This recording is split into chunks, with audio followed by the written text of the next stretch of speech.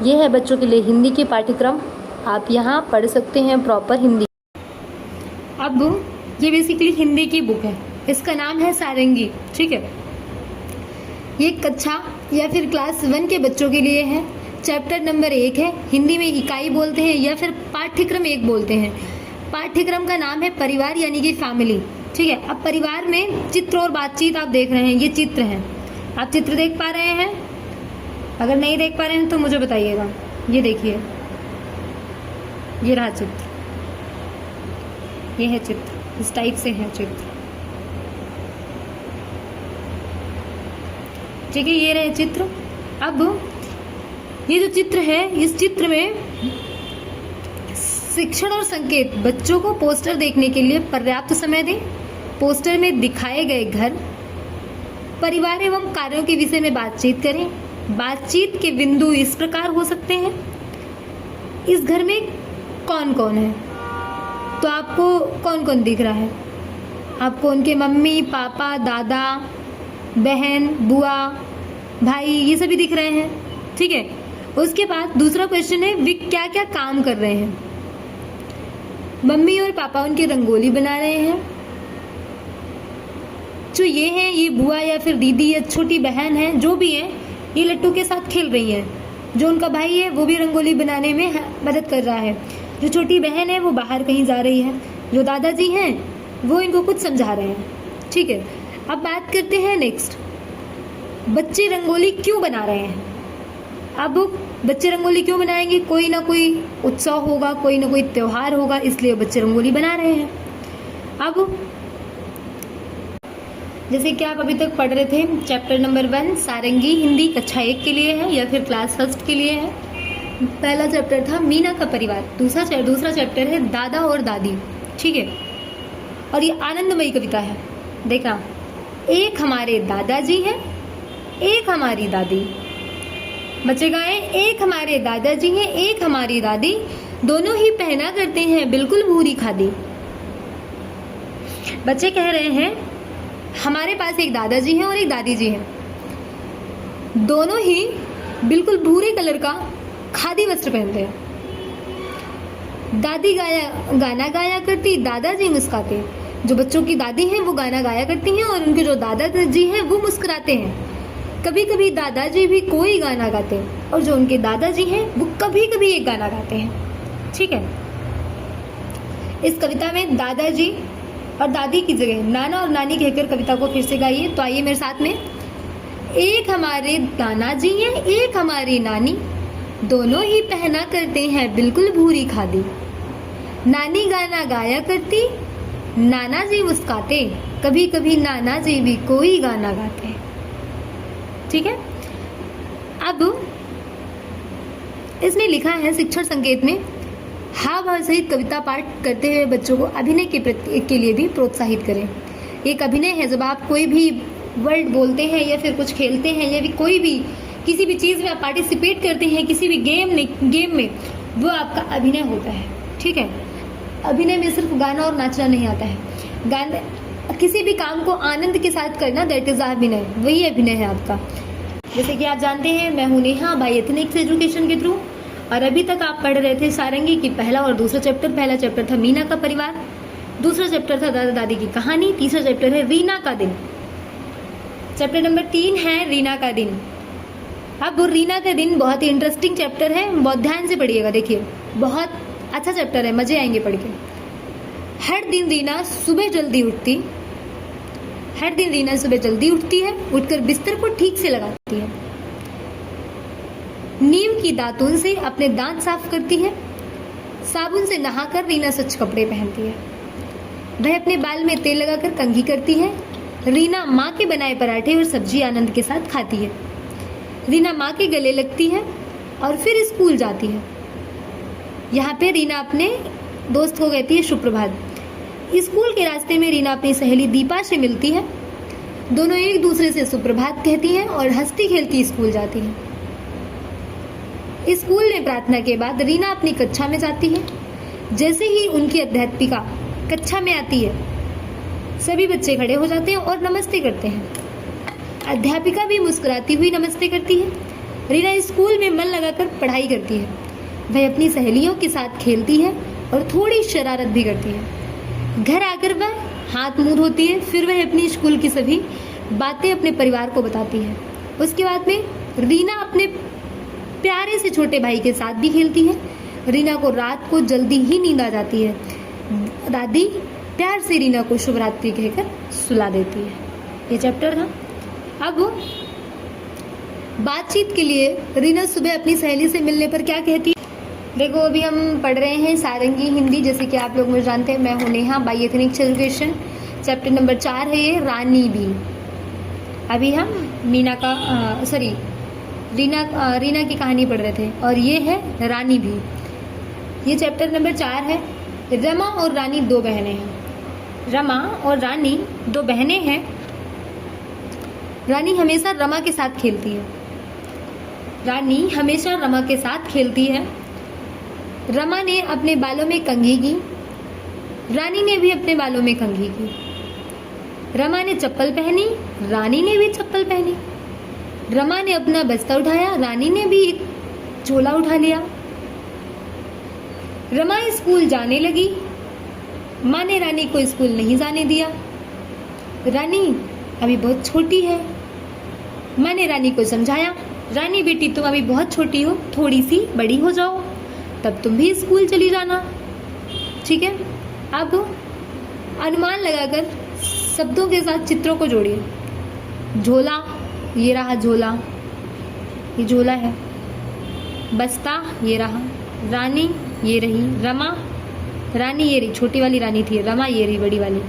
चप्पल, school, कंघा, बाल। फिर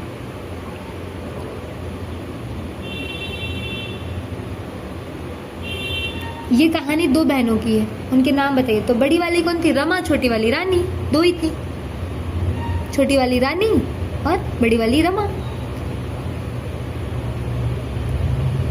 क्या रानी रमा के साथ स्कूल गई? अब हम पढ़ेंगे चैप्टर नंबर 5। चैप्टर नंबर 5 है मिठाई।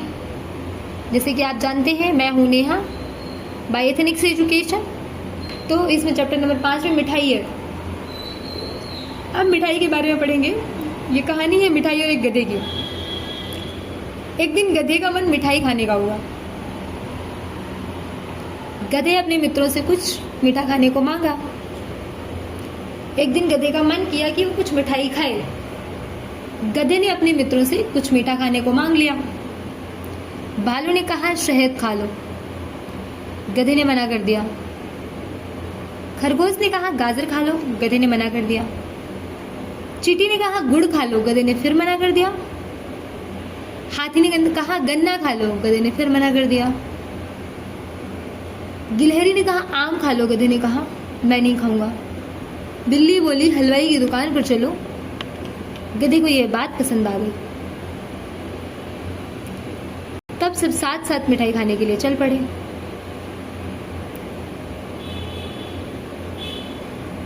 ठीक है, तो किसे खाने में क्या पसंद है, रेखा खींचिए।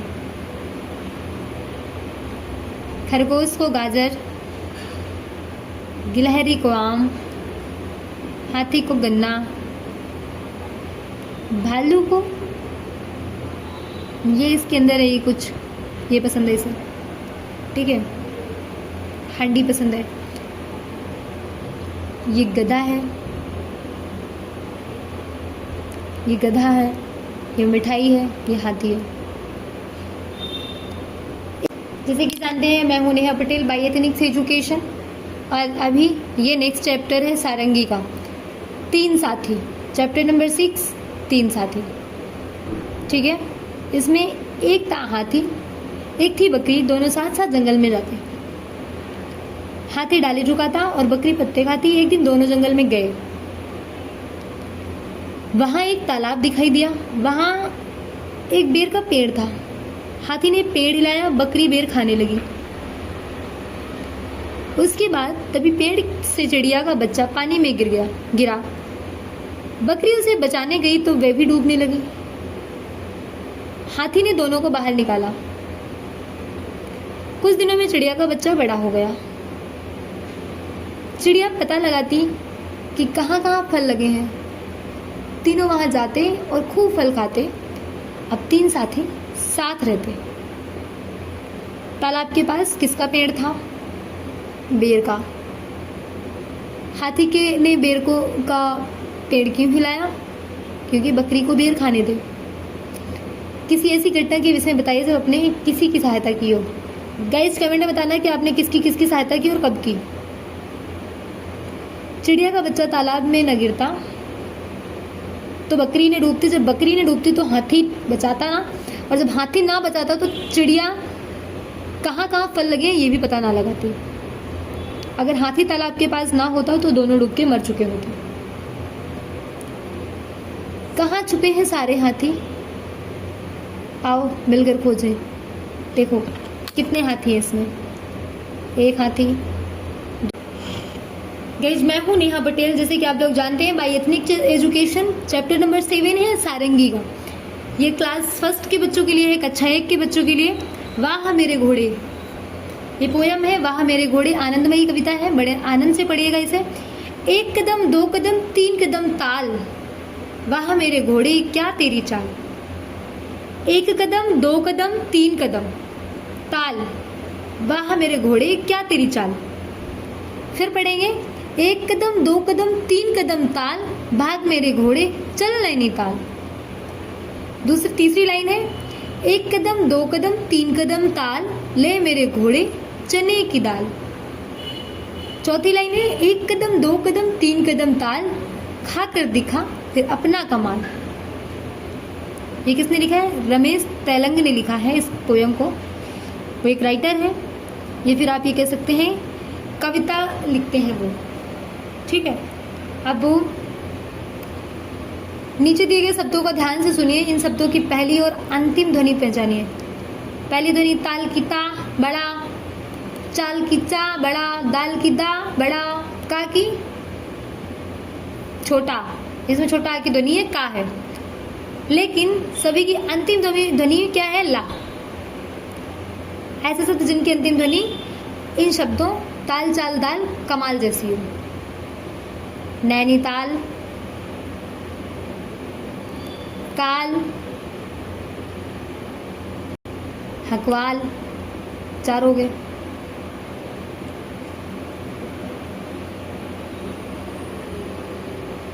Good morning guys. जैसे कि जानते हैं मैं हूँ Neha Patel from ethnics education.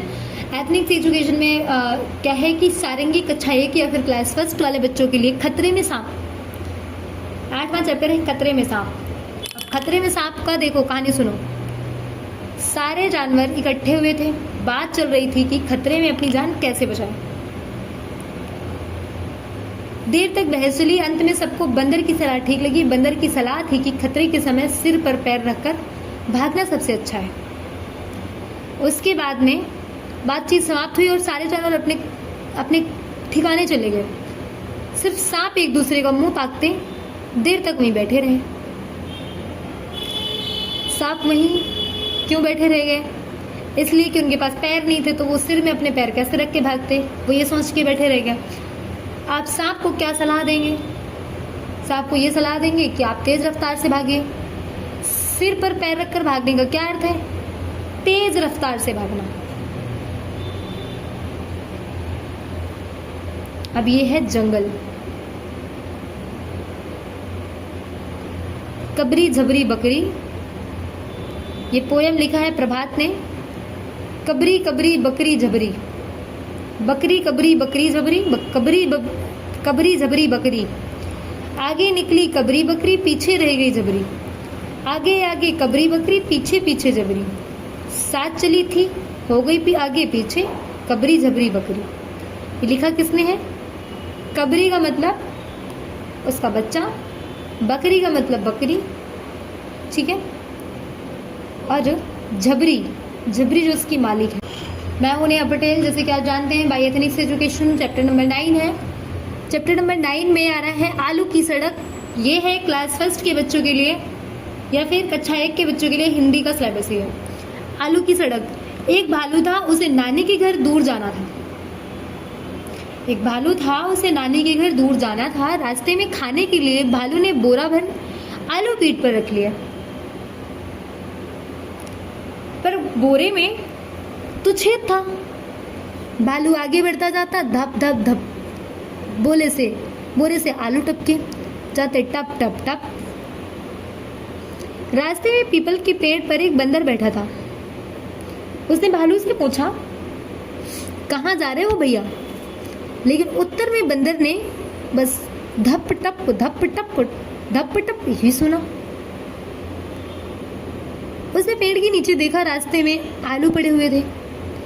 ये देखकर बंदर मन ही मन बोला, भालू चाहे ना बताए पर मैं पता लगा सकता हूँ। वह खुश होकर पेड़ के ऐसे नीचे उतरा। अब बंदर ने कैसे पता लगाया होगा कि भालू कहाँ जा रहा है? बंदर भालू के पीछे पीछे जा रहा होगा, तो आलू जहाँ तक आलू बिखरे होंगे वहाँ तक बंदर गया होगा, तो उसे पता लग गया नानी के घर गया है। भालू के बंदर को कोई उत्तर क्यों नहीं दिया गया? ये तो हाथी ने सुना नहीं होगा, ये तो बताना नहीं चाहता होगा। यदि रास्ते में पानी होता तब धप की जगह क्या आवाज आती? आप लोग बताएंगे। अगर बोरे में छेद नहीं होता तो कहानी में आगे क्या होता? अपनी कहानी अब हम पढ़ेंगे चैप्टर नंबर 10। ये है झूलम झूले। माटी माटी खेलें, आओ पानी पानी खेलें। माटी माटी खेलें, आओ पानी पानी खेलें। धरती में बीजों को बोएं, खेल किसानी खेलें। छुपम छुपी खेलें, आओ झूलम झूली खेलें। चढ़े पेड़ पर पकड़म पकड़ी, कूदम कूदी खेलें। ये लिखा है श्याम सुशील ने। इस चैप्टर के जो राइटर है वो हैं श्याम सुशील। अगर क्वेश्चन आता है किसने लिखा है तो आपको लिखना है श्याम सुशील ने लिखा है। बच्चे क्या क्या कर रहे हैं? बच्चे पानी में खेल रहे हैं, धरती में बीज बोने के लिए खेल रहे हैं, छुपम छुपी खेल रहे हैं, झूलम झूली खेल रहे हैं, पकड़म पकड़ाई खेल रहे हैं, कूदम कूदी खेल रहे हैं। आपको कौन कौन से खेल पसंद है? मुझे तो सिर्फ 2 खेल पसंद है। एक तो माटी माटी खेलना, दूसरा मुझे कूदम कूदी खेलना। माटी माटी खेल कैसे खेला जाता है या आप लोग बताएंगे? आप लोग कैसे खेलते हैं? छुपम छुपी, झूलम झूली, कूदम कूदी, पकड़म पकड़ी।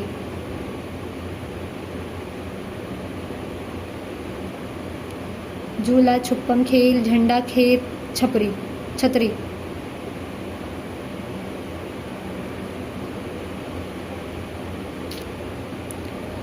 चढ़े पेड़ पर पकड़म पकड़ी, ये वाला जो है यहाँ पे होगा। आओ झूला झूली खेले, ये रहा। छुपन छुपाई खेले, घर के पास लगा था मेला, उसमें आया चाट का ठेला। हमने जाकर खाई चाट, ऐसे थे मेले में ठाट। आगे आएगा, घर के पास लगा था मेला, उसमें आया झूले वाला। हमने जाकर झूले झूले, मन में नहीं समाये फूले। घर के पास लगा था मेला, उसमें एक खिलौने वाला। जाकर 4 खिलौने, रंग बिरंगे बड़े सलोने। घर के पास लगा था मेला, हमने देखा मन भर मेला। गुड़िया गुनगुन दोनों साथ, छोटू ने पकड़ा था हाथ। मेले के थे ऐसे ठाट, झूले ठेले सुंदर हाट। ये लिखा है रमेश थानवी ने। अगर आपसे कोई पूछता है इस कविता के राइटर कौन है तो आपको बताना होगा रमेश थानवी। उसके आगे मेला ठेले जैसे शब्दों की जोड़ी बनाना है, ये आपको खुद से करना पड़ेगा, ठीक है। नेक्स्ट चैप्टर है बरखा और मेघा। बरखा और मेघा। एक बार की बात है, 2 सहेलियां थी, एक मुर्गी और एक बतख। मुर्गी का नाम था मेघा, बतख का नाम था बरखा। उनके 3 बच्चे थे। वे सब मेला देखने दूसरे गांव जा रहे थे। रास्ते में नदी आ गई। मेघा ने कहा, हम नदी कैसे पार करेंगे, हम तो डूब जाएंगे। बरखा ने कहा, हम सब तैरकर नदी पार कर लेंगे। मेघा ने पूछा, वो कैसे? बरखा ने सबको पास बुलाया और अपनी जुगल बताई। सब खुशी से उछल पड़े, हुर्रे। ऋषभ नदी पार